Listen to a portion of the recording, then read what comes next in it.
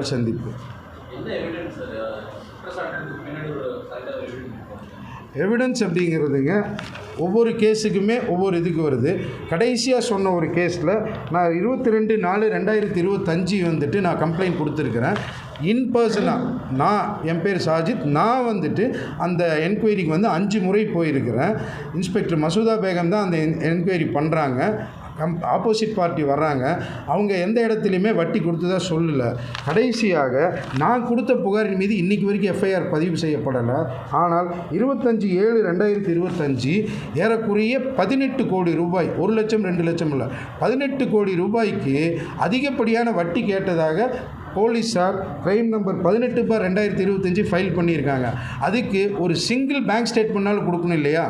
அதிகப்படியான வட்டி, exorbitant interest ஆக்ட்னு நாம் ஒரு எஃப்ஐஆர் ஃபைல் பண்ணுறோன்னா, நான் அதிகப்படியான வட்டி கொடுத்துட்டேன், என்னால் கொடுக்க முடியலங்கிறதுக்காக தான் அந்த குற்றப்பிரிவே இருக்கிறது. அதுக்காக தான் போடுறது. 18 கோடிக்கு தீபக் ராஜ் அதிகப்படியான வட்டியை ஜெகதீஸ்வரன் கேட்டதாக புகார் கொடுத்துருக்கிறாரு. இவர் கொடுத்த வட்டிக்கு ஏதாவது ஒரு சிங்கிள் பிட் பேப்பர்னால் கொடுத்துருந்தாருன்னா பரவாயில்ல. நாட் ஈவன் சிங்கிள் பென்னி இன்ட்ரெஸ்ட்டுங்கிறதுல பே பண்ணல. ஆனால் நான் கொடுத்த 4வது மாதம் கொடுத்ததுலேருந்து இன்றைக்கி வரைக்கும் எஃப்ஐஆர் ஃபைல் பண்ண முடியல. பட் அவர் கொடுத்த 7வது மாதத்தில் கொடுத்த அந்த புகாரில் இம்மிடியட்டாக கிரைம் நம்பர் 18 ரிஜிஸ்டர் பண்ணப்பட்டிருக்கு. நான் எல்லாமே கிரைம் நம்பரோட கிளைண்ட் பேரோடையே சொல்கிறேன்.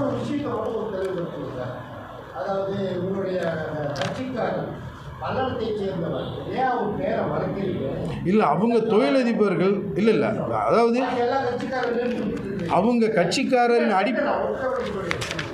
அந்த பேரை சொல்லுங்க, அதான் உண்மையான குற்றச்சாட்டாக இருக்கும். 2வது விக்ரம், இமாமி, சோமசுந்தரம், புருஷோத்தமன், இந்த 3 பேரும் காவல் ஆணையாளருக்கு எந்த மாதிரியான உறவு முறைன்னு சொல்லி ஏமாற்றுறாங்க. இதை மட்டும் தெளிவுபடுத்திட்டீங்கன்னா நீங்கள் போய் பார்த்தீங்களா சார்? கமிஷனர் பார்த்து பேசுனீங்களா சார்? அது வந்துடும். அவருக்கு சொல்லிவிட்டு அடுத்ததாக வந்துடுறேன். முதல்ல வந்துட்டு கட்சிக்காரர் பேர் அப்படிங்கிறது நான் உங்களுக்கு கொடுத்துருக்கக்கூடிய அந்த அறிக்கையில் 4 குற்ற வழக்குகள் சொல்லியிருக்கிறேன். 4 குற்ற வழக்கில் 3 குற்ற வழக்கில் நேரடியாகவே கட்சிக்காரர் பேர் சொல்லியிருக்கேன். அதில் உங்களுக்கு உண்மைத்தன்மை புரியும்னு நினைக்கிறேன். ஒரு குற்ற வழக்கில் தட் இஸ் டிபெண்ட்ஸ், எங்களுக்கு ஒரு எத்திக்ஸ் ஒன்று இருக்குது. என்கிட்ட வழக்கு கொடுத்தவர் என் பேர் சொல்ல வேண்டாம்னு சொன்னார்னா நான் சொல்லக்கூடாது. சொல்லுங்கன்னு சொன்னால் என்னால் சொல்ல முடியும். அதன் அடிப்படையில் மீதி 3 பேர் சொல்லுங்கன்னு சொல்கிறாங்க. அதனால் நான் அந்த பேர்களை நேரடியாகவே குறிப்பிட்டு சொல்லியிருக்கேன். 1. 2வது, இந்த இமாமி, சோமசுந்தரம், விக்ரம் மற்றும் புருஷோத்தமன் இவர்கள் அவருக்கு என்ன உறவுங்கிறதெல்லாம் நாம் சொல்கிறதில்ல. நேரடியாக என்னுடைய கட்சிக்காரர் இடத்திலே நான் இருக்கின்ற போது விக்ரம் வர்றாரு, விக்ரம் பேசுகிறாரு. இறுதியாக நான் சொல்லப்பட்ட அந்த ஜெகதீஸ்வரன் அப்படிங்கிற அந்த வழக்கில் விக்ரம் அவர் நேரடியாக சிஓபி பேரே தான் யூஸ் பண்ணுறார். நான் அங்கே ப்ரெசன்ஸில் இருக்கிறேன். அப்போ அவர் சொல்கிறார், இந்த மாதிரி நான் சொல்லி உங்களுக்கு இவ்வளோ ஏக்கர் லேண்டு வாங்கி தரேன், இதோடு நீங்கள் முடிச்சிக்கங்க, நீங்கள் உங்களுக்கு போட்ட அக்ரிமெண்ட் படி எல்லா ஏக்கர் லேண்டுமே நீங்கள் கேட்கக்கூடாது அப்படிங்கிற நெகோசியேஷன் சொல்லலாம், கட்ட பஞ்சாயத்துன்னு சொல்லலாம். நேரடியாக பேசுகிறாரு. அந்த சுனிதா வழக்கில் பார்த்தீங்க அப்படின்னாக்கா, அந்த அம்மாவை அரெஸ்ட் பண்ணி கூட்டிகிட்டு வந்த அம்மாவை 5 மணிக்கு மேலே அவங்களா சரண்டர் ஆனதாக JM 6 பேப்பர்ஸ் இருக்குது. சரண்டருன்னு சொல்லி கொடுக்குறாங்க, அவங்கள பெயிலில் எடுக்கிறாங்க. பட் 5 மணிக்கு அவங்க அரெஸ்ட் பண்ணியிருக்கிறாங்க. சரிங்களா? இந்த விக்ரம், இமாமி, சோமசுந்தரம், இவங்க கட்ட பஞ்சாயத்தில் ஈடுபடுற மாதிரியோ அல்லது காவல் ஆணையாளரின் நெருங்கிய உறவு இருப்பவர்கள் அப்படிங்கிற மாதிரியோ பேசக்கூடிய வீடியோ, ஆடியோ ஏதாவது ஆதாரங்கள் இருக்கா? இல்லை, வீடியோ இருக்குது, நான் கொடுக்குறேன். இப்போ என்னால் இது பண்ண முடியல, கண்டிப்பாக சொல்ல முடியும். ஏன்னாக்கா அவங்க சொல்லக்கூடிய விஷயங்கள் அப்படிங்கிறது இதில் மற்றவர்களும் சம்மந்தப்பட்டிருக்கிறாங்க. முக்கியமாக என்னை நம்பி வழக்கு கொடுத்த என்னுடைய வழக்காடிகளும் சம்மந்தப்பட்டிருக்காங்கங்கிறதுனால எல்லாத்தையுமே என்னால் வெளிப்படையாக இது பண்ண முடியல. நான் கொடுத்துருக்கிற வரைக்கும் எடுத்துக்கங்க. வீடியோ இருக்குது. இன்னும் சொல்லப்போனால் அந்த சுனிதாவை கைது பண்ணி அழைத்து சென்று அதை அவர்கள் உறவினர்களுக்கு அனுப்பிய அந்த வீடியோக்களும் கூட இருக்குது. அந்த பெண் வீட்டார், அந்த மனோஜ் ஆசிஸ்,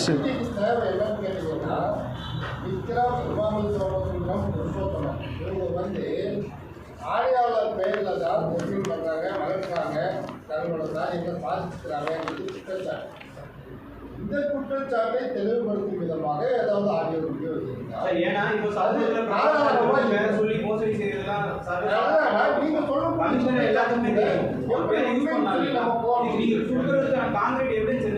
அதான் நான் என்ன சொல்லிடுறேன் அப்படின்னாக்கா, நான் தெளிவாக பெயர்களோடு தான் சொல்லியிருக்கிறேன். சமூகத்தில் பிரபலமாக இருக்கவங்க இப்போ கமிஷனர் பேர் எல்லாத்துக்குமே தெரியும், ரணசுந்தரம் எல்லாத்துக்குமே தெரியும். ஸோ அந்த பேரை அவங்க கூட அவங்க பயன்படுத்தலாம். நீங்க சொல்ற குற்றச்சாட்டுக்கும் கமிஷனர் தொடர்பு இருக்கிறாருக்கும் என்ன எவிடன்ஸ் இருக்கு? ஏதோ ஒரு எவிடன்ஸ். அப்ப அதான் வந்து நீங்க சொன்னீங்க ஒரு வழக்கறிஞர் தரணும். அது மாதிரி எங்களுக்கு அந்த எவிடன்ஸ் அப்படிங்கிறது தான் நான் உங்களுக்கு டைப்பிடு கொடுத்துருக்கக்கூடியது இப்போ எங்கிட்ட இருக்கிறது. சார் சொன்ன மாதிரி சிஓபி எல்லாத்துக்குமே தெரியலாம், யார் வேணால் அவர் பேர் மிஸ்யூஸ் பண்ணிக்கலாம். அதனால் இப்போ நான் தெளிவாக விக்ரம், இமாமி, சோமசுந்தரம், புருஷோத்தமன் சொல்லியிருக்கேன். இவங்களுடைய மேலே வந்துட்டு என் பேரை தவறாக பயன்படுத்தி இவர்கள் இவ்வாறு பண்ணுறார்களாங்கிறத சிஓபியை ஒரு விசாரணைக்கு இது பண்ணிட்டாருன்னா கூட அவர் கேட்டார், நான் சொல்ல வந்தேன். கடந்த சனிக்கிழமை 2 கட்சிக்காரர்களை அழைச்சி நான் சிஓபி பார்க்க போயிருந்தேன். நான் தான் போயிருந்தேன். ஏறக்குறைய 1.5 மணி நேரம் காக்க வைக்கப்பட்டு கட்சிக்காரர் மட்டுமே ஒருத்தர் மட்டுமே வர வேண்டும் என்று நிபந்தனை விதிக்கப்பட்டு அவர் மட்டுமே உள்ளே கூப்பிட்டாங்க. அப்போ முன்னால் இருந்து உள்ளே கூப்பிட்டவங்ககிட்ட நான் மிக தெளிவாக சொன்னேன், அவர் மீதே குற்றச்சாட்டு வச்சு பேசுகிறாங்க, இதை நான் அவர்கிட்ட சொல்லணுன்னு, இதை நான் ஐயாட்ட சொல்லிக்கிறேன், மறுபடியும் சொன்னால் உங்களை கூப்பிட்றேன்னு சொல்லி என்னை வெளியில் தான் நிற்க சொன்னாங்க. ஒரே ஒரு கட்சிக்காரர் கடந்த சனிக்கிழமை ஒரே ஒரு கட்சிக்காரரை மட்டும் உள்ளே கூப்பிட்டாங்க. அவரையும் கூப்பிட்டு அந்த சம்பிரதாய விசாரிப்புகளோட அதிகபட்சமாக 1 நிமிடத்தில் சரி நான் என்னன்னு பார்க்குறேன் அப்படின்னு சொல்லிட்டு அவரையும் அவர் வெளியில் அனுப்பிட்டார். இது வந்து கடந்த சனிக்கிழமை நடந்தது. அவரிடத்திலே சென்று இதை எல்லாத்தையும் சொல்கிறதுக்கும் நாங்கள் முயற்சி பண்ணோம். அவரை என்னால் பார்க்க முடியல. பப்ளிக் சர்வெண்ட்டு, ஒரு அட்வொகேட்டு, நான் வந்துட்டு ஒரு புகார்தாரர் கூட தான் போகிறேன். இது புகார் சம்பந்தமாகவும் மேலும் தங்களிடத்திலே தனியாக பேச வேண்டும் இந்த மாதிரியெல்லாம் இருக்குதுங்கிறதையும் நான் வெளியில் சொல்கிறேன். இந்த தகவல் உள்ளே போய் அவர் சொல்கிறாரு, எனக்கு தெரியல.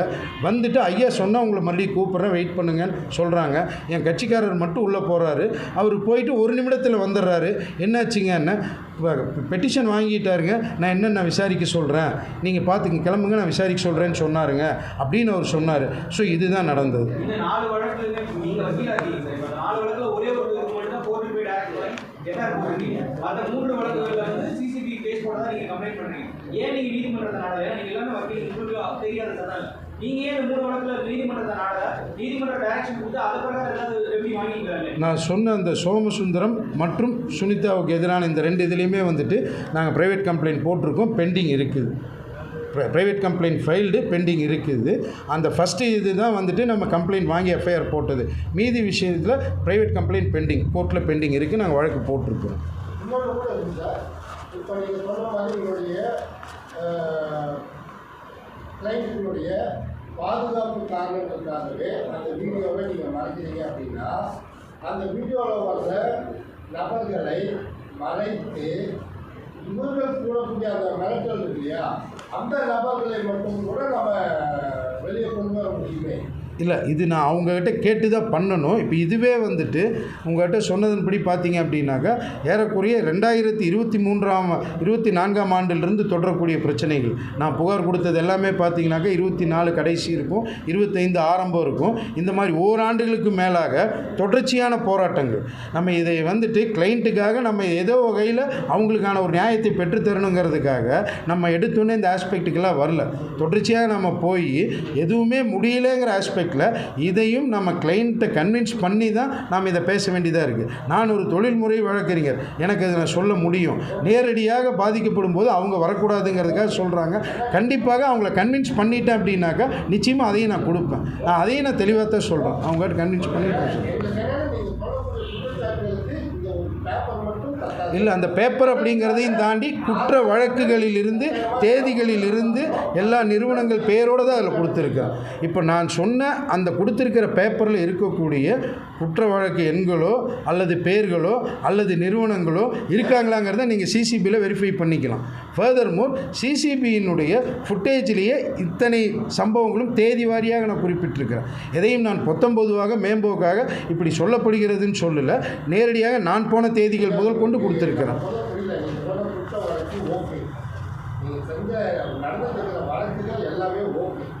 இதெல்லாம் வந்து பிரச்சனைகள் இல்லை. பிரச்சனை எதுலன்னு கேட்டிங்கன்னா நீங்கள் சொல்லக்கூடிய குற்றச்சாட்டுக்கு ஆதாரமாக என்ன இருக்குது அப்படிங்கிறத நீங்கள் கேட்க முடியாது. இந்த ஆதாரங்கிறது இப்போ இருக்கிறது மட்டும்தான் நான் கொடுத்துருக்கிறேன். உங்களுடைய டிரைவர்களுடைய முகங்கள் மறைக்கப்பட்டு கூட தாராளமாக ஒளிபரப்ப முடியும். எங்களுக்கு தேவை நீங்கள் வந்து உறவினர்கள்ங்கிற பேரில் அல்லது நெருங்கியவர்கள் அப்படிங்கிற பேரில் 3 பேர் வந்து மிரட்டுறாங்க. அந்த யார் உறவினர்கள் அவங்க கொடுத்துட்றாங்கன்னா கமிஷனர் உறவினர்னு சொல்ல நோன் பர்சன்ஸுங்கிறாங்க. இதில் வந்து உறவினர்னு சொல்லி நோன் பர்சன்னு அவர் நான் எழுது பண்ணால் எல்லாமே நீங்களே குழப்பத்தில் இது உறவினர் தான் அப்படிங்க. அவர் உறவினர் எனக்கு பார்த்தீங்கன்னா நீங்களே குழப்பத்தில் பார்த்தீங்களா? இதுதான் விஷயம். உறவினர் என்ன கூறி போகுது அப்படின்னு அப்போ என்னன்னா இதில் நீங்களே குழப்பத்தில் இல்லை, எனக்கு குழப்பமில்ல, நான் தெளிவாக தான் இருக்கேன். நான் குழப்பமில்ல இல்லை, நான் தெளிவாக தான் இருக்கேன். நான் சொன்ன குற்றச்சாட்டுகள் எந்த விதமான குழப்பமும் இல்லை, நான் கிளியராக தான் இருக்கிறேன். சரிங்களா? மறுபடியும் அந்த 4 வழக்குகள் மீதான குற்றச்சாட்டில் ஐ எம் வெரி கிளியர். அதில் எந்த விதமான கன்ஃபியூஷனும் எனக்கு கிடையாது. நீங்கள் சொன்ன அந்த ஒரு வேர்டு மட்டும்தான் எனக்கு கன்ஃபியூஷனாக இருந்துச்சு. வேறு நான் சொன்ன குற்றச்சாட்டில் கன்ஃபியூஷன் கிடையாது. குற்றச்சாட்டுக்கு என்ன ஆதாரம்ன்றது தான் எங்களோட கேள்வி. இப்போதைக்கு ஆதாரங்கிறது இந்த இது மட்டும்தாங்க. ஆடியோ வீடியோங்கிறது கிளைண்ட்ஸ் கொடுத்தா கொடுக்கலாம். அதான் நீங்கள் சாதாரண மனிதன் மீது ஒரு ரியல் எஸ்டேட் இருக்காங்க என்ன சொத்து வாங்கினாங்க விற்கிறவங்க மேலே ஒரு புகார் கொடுக்குறதுங்கிறது புகார் கொடுக்குறது வேறு.